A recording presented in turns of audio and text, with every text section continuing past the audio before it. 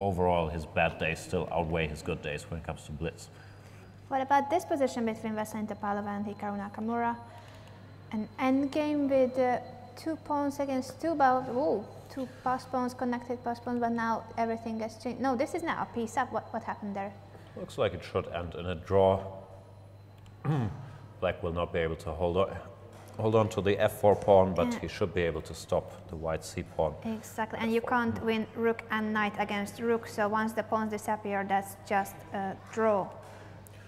Yeah, I'm not sure if Hikaru is going to try with the rook and knight, but I believe there's very limited winning chances here. King e4. It's just a draw. Let's see how Veselin handles it, how it concludes. But yeah, there is not much to hope for here.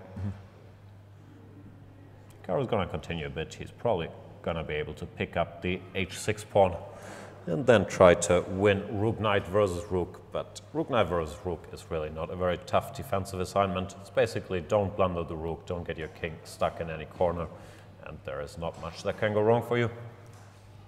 Yeah, there we have it on the board, rook and knight against rook, which is a draw, but Hikaru can try some tricks. You can always tap into a fork as white. Yeah, I'm a little surprised by Veselin's defensive technique to keep his rook far away from the king. I normally try to keep them next to each other, so it's harder to blunder the rook to any knight forks.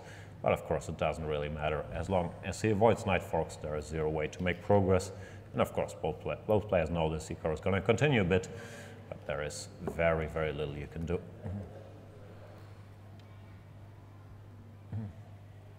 Well, at least he's gained 1 rank. Positive file, doesn't really matter because there's no more pawns. And Hikaru is doing whatever he can to create problems. I thought for a moment he stepped into a fork, but the black rook was also hanging, so it doesn't matter. No, there's just not much to do.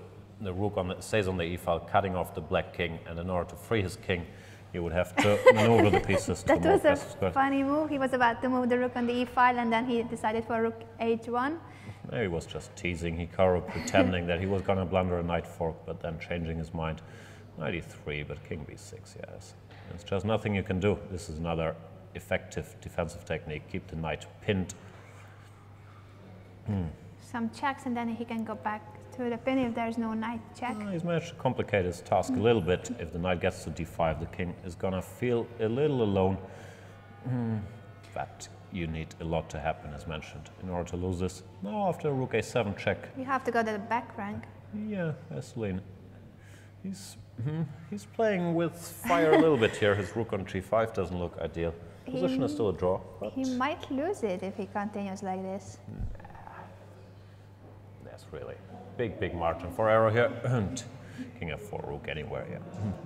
Hikaru does continue. I'm not sure how close they are to the 50 move situation, and if there's going to be an arbiter that would end the game then. I still don't know the rules. I believe the arbiters can end the game by themselves whenever there's a 3-fold repetition or a 50 move thingy, but I'm not 100% sure.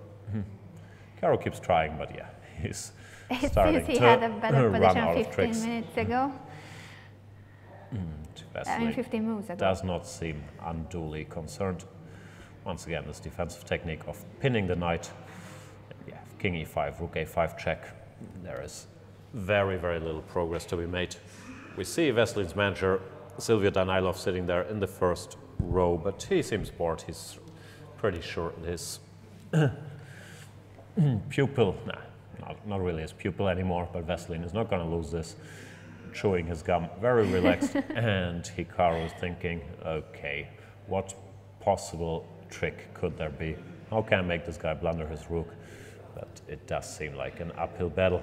Yeah, our Chess24 community in the chat announced a minute ago that it was still 16 moves to go. I believe that they are approaching move 50. We may see an arbiter stopping the clock, if that's the case. Yeah, also normally you try for a while in these situations, but then at some point when you see you're not making any progress, you do agree to a draw, you give up. Of course, he's entitled to play on for as long as he likes. You can never lose, and there are some winning chances. So Hikaru should keep trying, but it doesn't look like he's getting anywhere. Now at least he managed to get the rook cut off along the h-file, which is still not enough, but Veselin is trying to get into some trouble again.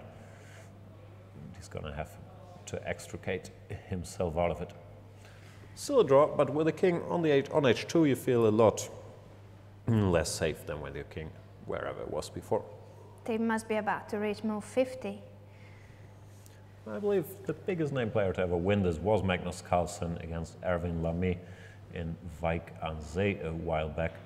It tends to end in a draw. Kasparov once won it against Judith Polgar, but he started from a very advantageous position with the king already cut off. And here, now there's mating nets all over the place. I'm not sure, isn't knight f3 check there? Maybe I'm seeing the position wrong.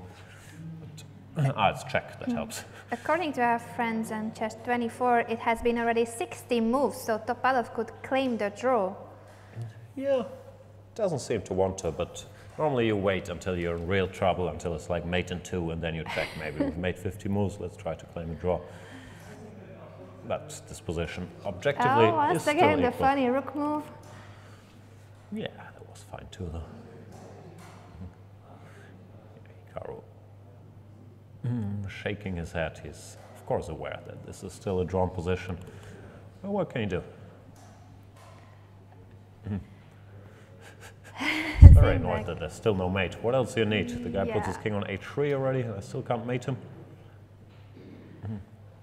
Veselin seems very happy with that defensive stance. He doesn't even want to free himself there. And draw agreed. Finally agreed to a draw. Solid job by Veselin Topalov. I'm assuming that was the last game of the round, since it took around 132 moves.